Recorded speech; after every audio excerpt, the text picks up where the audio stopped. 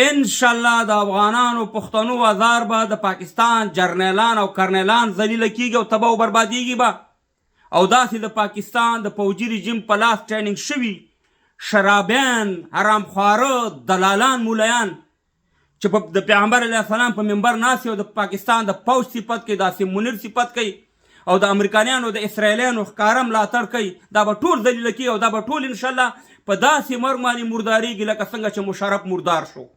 لکه څنګه چې دا نور مولیان مردار شو چې د پاکستان پوج ته او آیسای ته چپلوسي کوله. تازه د پاکستان د پوجي رژیم ټریننګ شوی مولا اشربي شرابي لندن ته راغلی، اول دروانې زه د ویډیو ګورم بیا د سره زه په تفصیل خبره کوم چې دلته خلکو ته کم اودس کړی دی. دا اوس وګوره.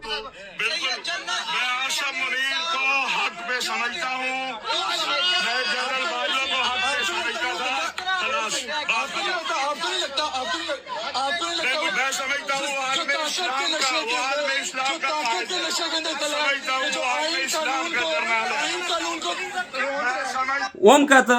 دا اشربي شرابي مولا چې د شرابو په نشه کې ګیر شوی او ورسره یو موټر شراب ګیر شوي، دا حرامي هغه مولا دی چې تاسې به کتلي چې په دې روجې میاشتې چې تېره شوه په افغانستان باندې د پاکستاني اسرائیل ریاست د خوا نه ړندې بمباریان وشي چې په هغې کې په زرهاو انسانانو خپل ژوند د لاسه ورکړو، په هغې کې په یو شپهانه کې 200 کسانو خپل ژوند د لاسه ورکړو، شهیدان شو.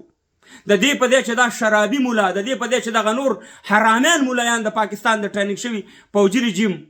چې د پاکستان په پوج باندې په پاکستان باندې نیوکې وکړي، دا حرامیان راپاسېده په افغانستان باندې د جهاد فتوا ورکړه، په اسلامي اماراتو په شرعي نظام باندې د جهاد فتوا ورکړه.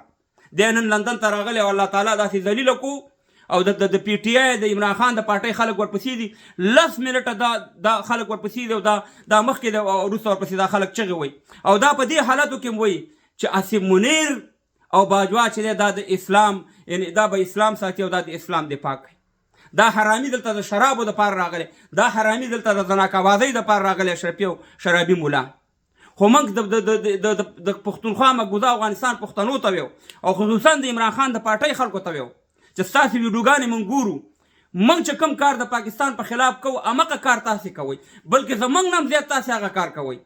همدغه د پاکستاني پوجي رژیم په خلاف باندې موږ په لندن کې مظاهره کوو، په سبا له تاسې هم د پاکستاني پوجي رژیم په خلاف باندې د پاکستان سفارت مخې ته چغې وښې او د هغې په خلاف باندې راوځئ. موږ د همدغه مولیانو په خلاف باندې لکه نن چې تاسې ورپسې راوتي یاستئ، نو ستاسې او زموږ منشر خو یو دی، ستاسې او زموږ هدف خو یو دی، د ظلم په خلاف باندې دی. ستاسې عمران خان بند کړی، ستاسې به یو څو کسان درته شهیدان کړي، زموږ یې په زرهاو په دې روژه کې راته شهیدان کړه. د دې مولیانو د لاسه، د دې جرنیلانو کرنیلانو د پاکستانیانو د لاسه په افغانستان کې 50 کاله اور بل دی. نو زه د پی ټي آی د عمران خان د پارټۍ خلکو ته وایم چې نن ولې تاسې د دې شرابي اشرفي مولا پسې راوتي یاستئ، نن ولې د پاکستان په ضد باندې تاسې مظاهرې کوئ، د پاکستان سفارت مخې ته ولاړاستئ او د عاصم منیر عکسونه مخې ته نیولي دي او چغې د پاکستان د پوج په خلاف باندې وښئ. خو موږ سره هم دا ظلم شوی که نه. نو انشاءالله افغانانو الله تعالی به دا ذلیله کوي لکه څنګه چې باجوا ذلیله کو په فرانسه کې یو افغان ورپسې راپاڅېدو. دا خو پاکستانیان دي، دغه پنجابیان هم کېدای شي په دې کې وي، دې خو ته دومره سم نه وي، خو چې انشاءالله زموږ افغانانو ته په لاس باندې دا پاکستانیان پوجي رژیم جرنیلان او کرنیلان او داسې مولیان راشي په اروپا کې انشاءالله بیا تاسې تماشا وکړئ. والله کې رانه دلته په اروپا کې